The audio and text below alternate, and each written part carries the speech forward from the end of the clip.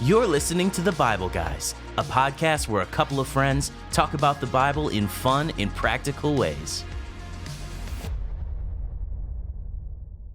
Hey everybody, welcome to another episode of The Bible Guys. The Bible Guys. You got to say it like that, The Bible Guys. That's right, because it's epic. We are an epic podcast. Hey, I'm Chris. This is Wesley. Jeff's out of town, and so we have enjoyed Wesley all week. Yeah, this is the last day. This is the last day. It has come to an end, my friend. Until next time. Yeah. Because I'm sure you'll be back before too long. Yeah. Yeah, in the blink of an eye. So, hey, today Desiree has given us a draft list. She wants us to draft. Get this. She says, if you could choose any character from the Bible to be, who would it be? Play rock, paper, scissors, see who goes first, and do it until you draft 3 each. So what a crazy... Yeah, this is going to be interesting. Yeah. I feel like we can't say Jesus because that feels sacrilegious. It does. Yeah. Let's just determine Jesus is off the table. Yeah. Okay. So Bible characters, let's just pick humans. Yeah. All right. So we got rock, paper, scissors. All right. We'll say 1, 2, 3, shoot. Okay. Okay, ready? 1, 2, 3, shoot. All right. I'm rock, yeah. you scissors. I get to go first. Okay. All right. I'm going to say that I want to be the Apostle Paul. That was one I was thinking too. Yeah. So number one, he travels a lot. Mm-hmm. Number two, he plants churches, which is fun. Yeah. Right. Because I love planting churches. Being a part of a church plant anyway. Yeah. And then I would also say Paul definitely lived in interesting times. Yeah. His life was riddled with danger, so that part wasn't fun. But I think I would have liked to have seen and lived the life Paul lived, to get to the end of your life and say, I fought the good fight. Yeah. That's not a bad day right there. Yeah. So anyway, that's my choice. Okay. So if I had to pick, I might say Peter. And I'll explain why. Peter is like that one friend you don't dare to do anything. Right. The one that, hey, jump over that rock, he'll jump. Right. So that's the part I liked about Peter, the fact that I feel like Jesus could have told him to do anything, and Peter would have just been like, hey, let's do it, Right. So that's the aspect yes, he was rough around the edges and some other stuff, but I like that aspect of Peter. Yeah, for sure. That's great. All right, I'm going to choose Solomon. Okay, for wisdom. He was the wisest man who ever lived and one of the richest men who ever lived. Okay, yeah. Right? Of course, his downfall was, wives and concubines, right? Yeah. So that part wasn't good. But in terms of the experience, think about all the wisdom you have and all the things you get to experience and a life like really none other, right? Yeah. Oof, that's crazy. So, yeah, Solomon would be fun. Yeah. My second one would probably be, I'm going to say Moses. And the reason I say Moses is because Moses felt that he wasn't qualified for the job. Right. And I know there have been times in my life, in ministry and my corporate background that I had, where I didn't feel qualified for the job. Like, God, what? Call somebody else. Why are you calling me to do this? Right. So that aspect, I would say Moses. Okay, that's good. And then I would say my third choice is Elijah. Oh, because that's good. Yeah, because honestly, he definitely had his share of troubles. Yeah, he was in trouble. He had depression. I believe he probably struggled with mental health. Going from one chapter to the next. He goes from the mountain high to the record low. Wanting to die and all these different things. But even in spite of all that, I think that to be a part of the most epic challenge that this world probably has ever seen on Mount Carmel with Baal in the pillar of fire, it just seems like to me he was this rough, rugged, man's man kind of a man who experienced things that were just unbelievable. Yeah. Right. Plus, I wanted to be able to run as fast as he was. Yeah. Right. That's a cool bonus. Yeah. Right. Yeah, the last one, that's going to be tough. There are a lot of Bible characters, New and Old Testament. I would probably say Abraham in terms of his faith. Okay. That one section of the Bible where it talks about how God told him to sacrifice his son. Yeah. And his reply was that me and the lad will come back. Right. God had just said that you're going to sacrifice your son, but he had enough faith and belief that some kind of way this was going to work out for my good. So the faith of Abraham. Oh, that's great. Yeah. Yeah, that's right. And God will provide a ram, right? Yeah. Yeah, that's great. As my grandmother would say, God's got a ram in the bush. That's what she would say all the time. Really? That's awesome. Good for her. That's great.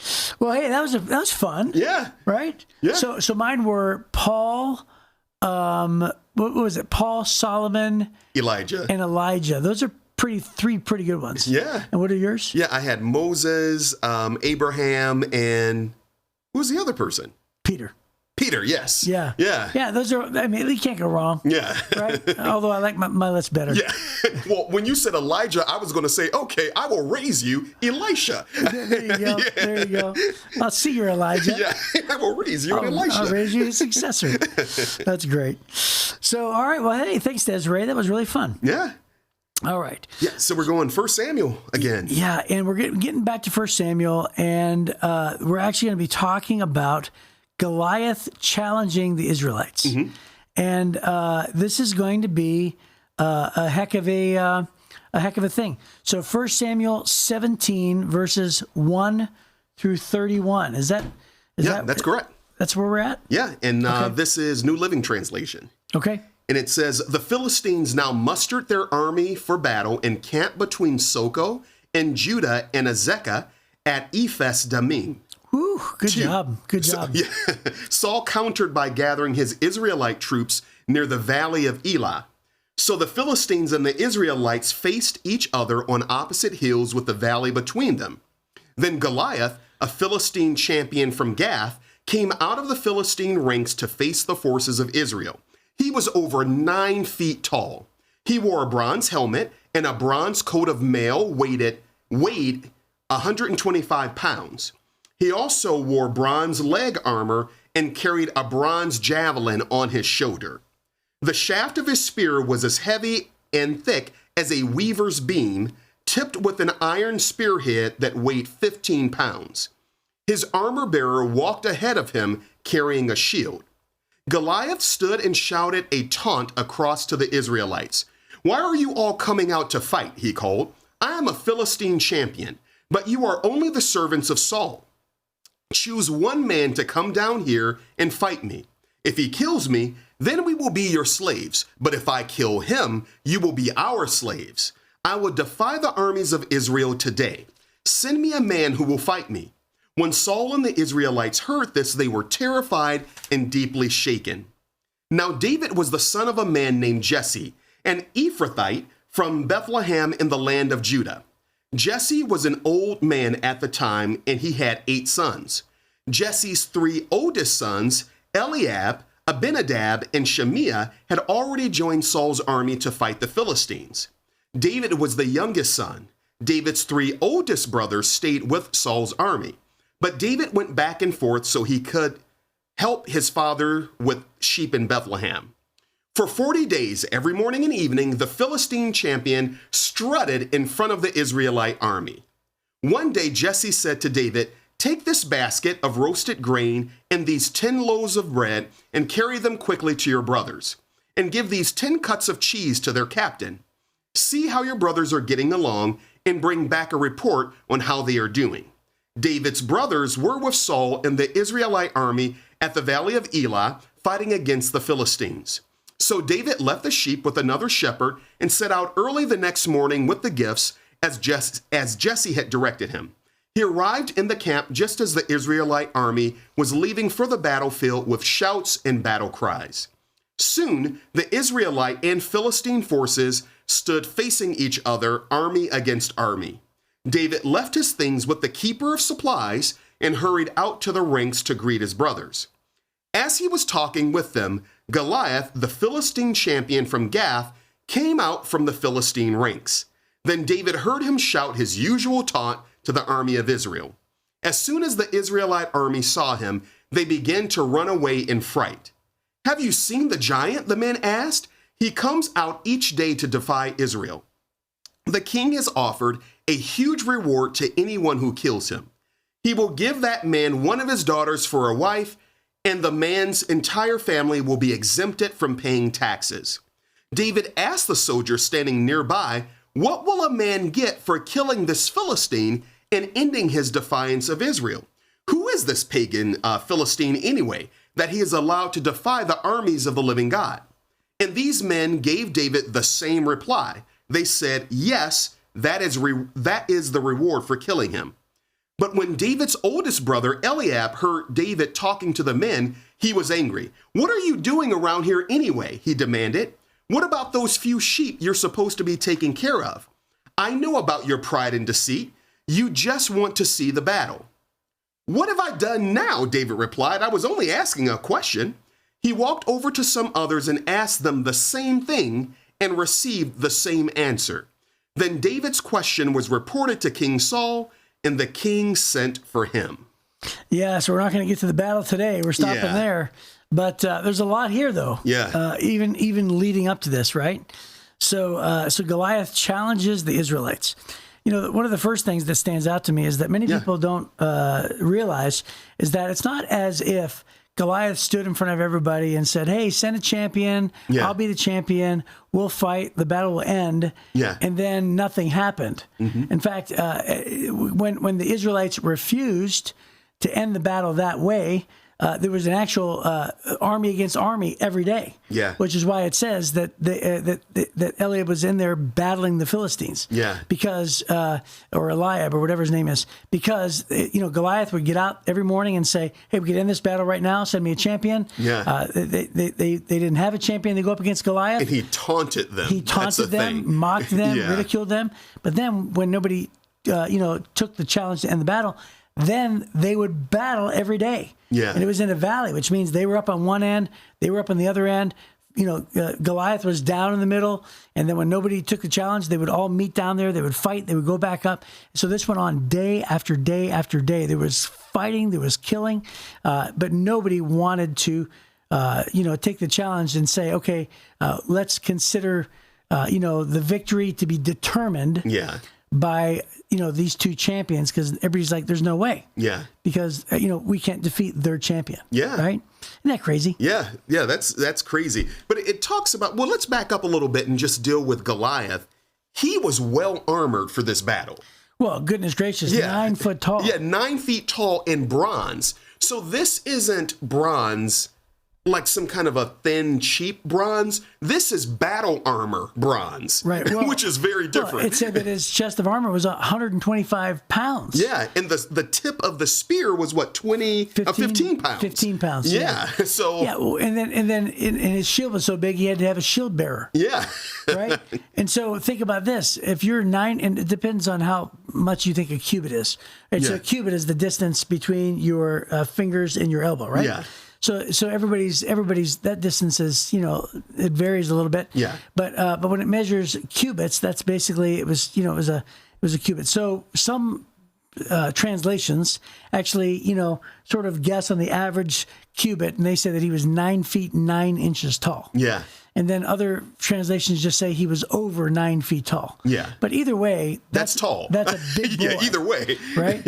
And so we know that his suit of armor was just 125 pounds just for his chest plate. His spear is 15 pounds. I mean, this was a very strong man who is a soldier from birth, which means he was so confident that he actually taunted the entire army. You know how confident you have to be to taunt an entire army?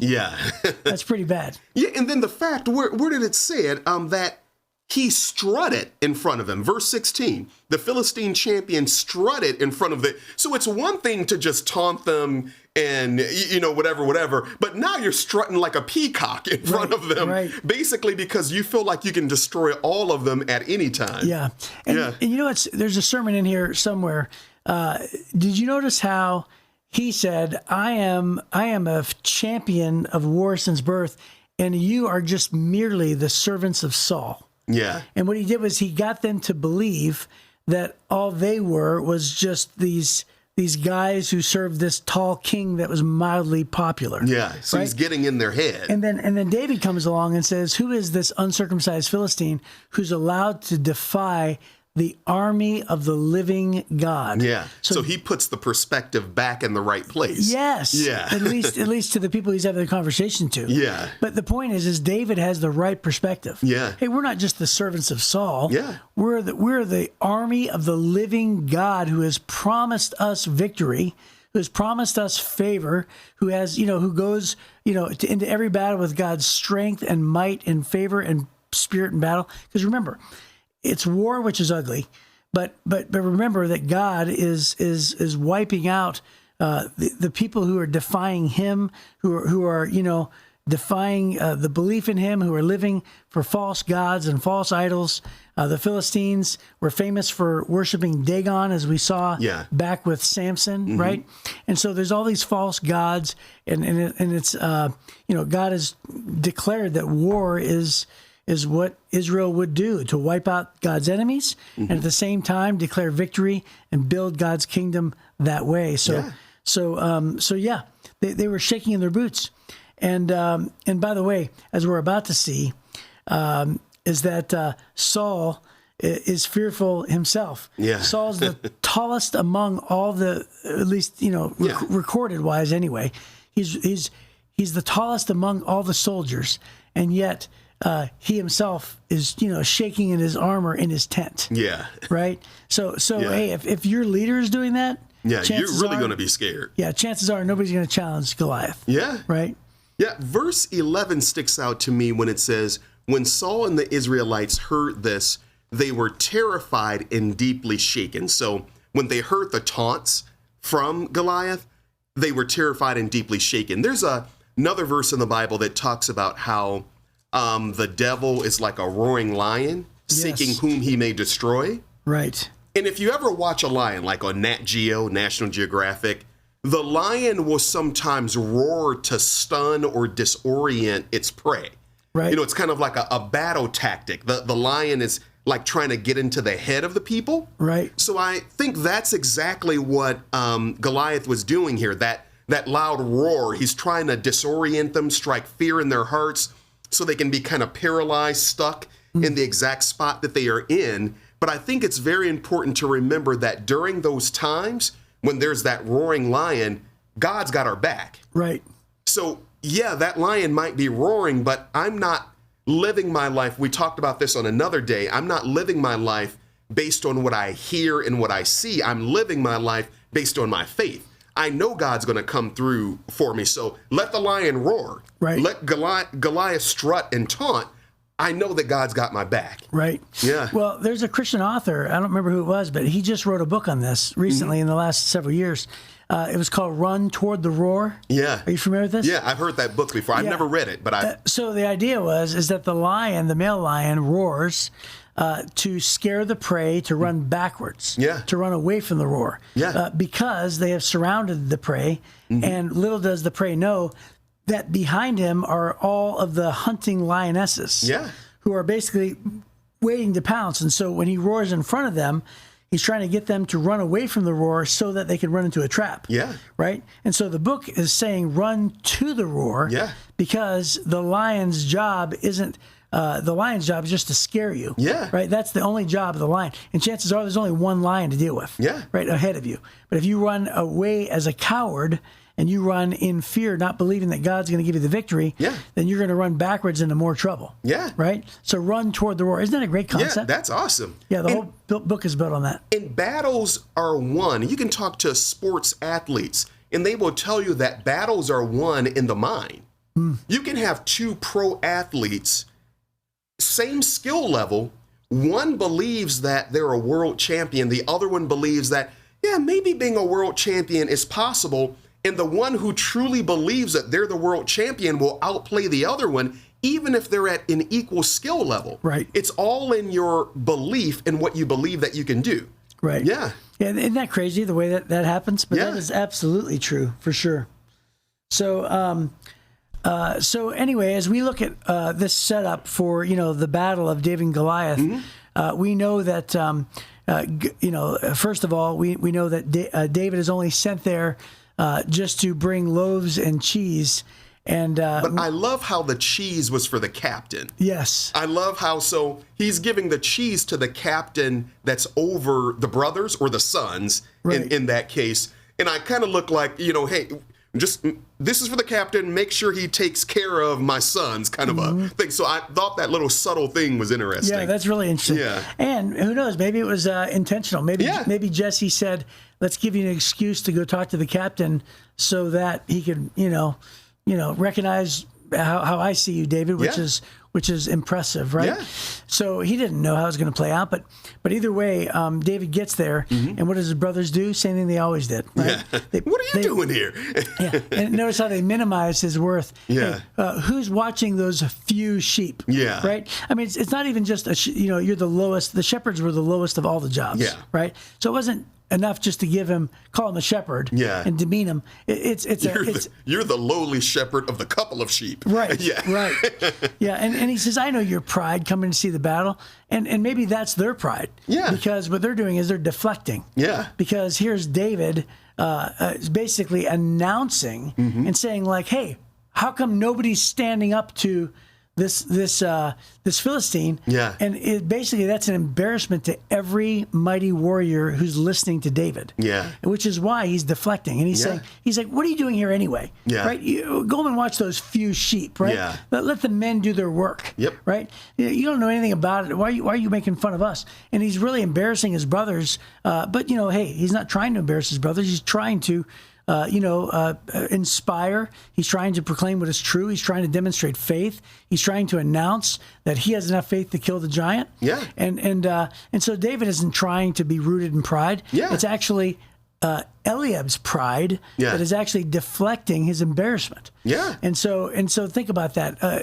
When people make fun of you, when they put you down, it's probably a whole lot less about you. Yeah. It's probably a whole lot more about them. Yeah. Because hurt people. Yeah.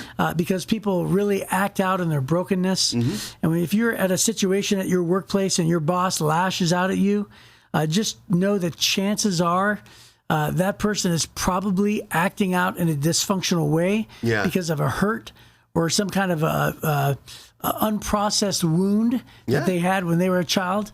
And it's hard for us to have that perspective sometimes. Yeah. There's a term called misplaced anger. That's right. Where you will see people who I lash out at you, but it really has nothing to do with you. It's about something that happened earlier in the day with me. Yeah. So I'm giving you this response based on that. Right. Yeah. And it's totally displaced. Yeah, it has nothing to do with you. Yeah, that's right. Yeah. Yeah, and so all of these things are present. So we see that there's a song by you remember that old band? They were really popular back in the 90s.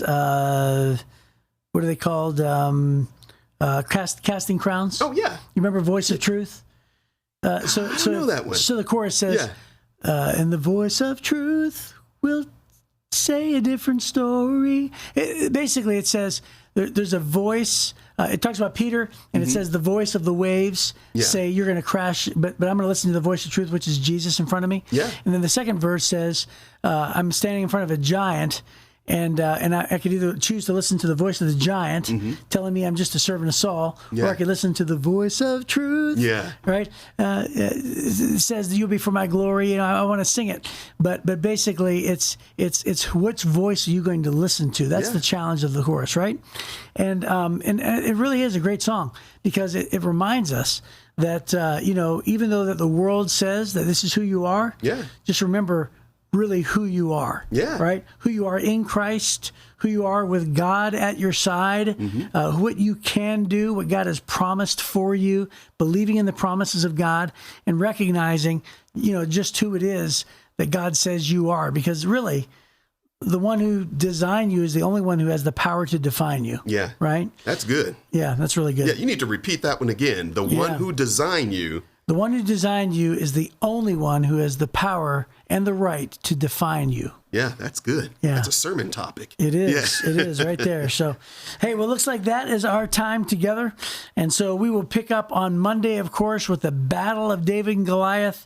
And I think Jeff will be back then. Yeah, I think so. Who knows whether I'll be here or not? Yeah. But probably Jeff will be here. So hopefully we'll see you next time on the Bible Guys.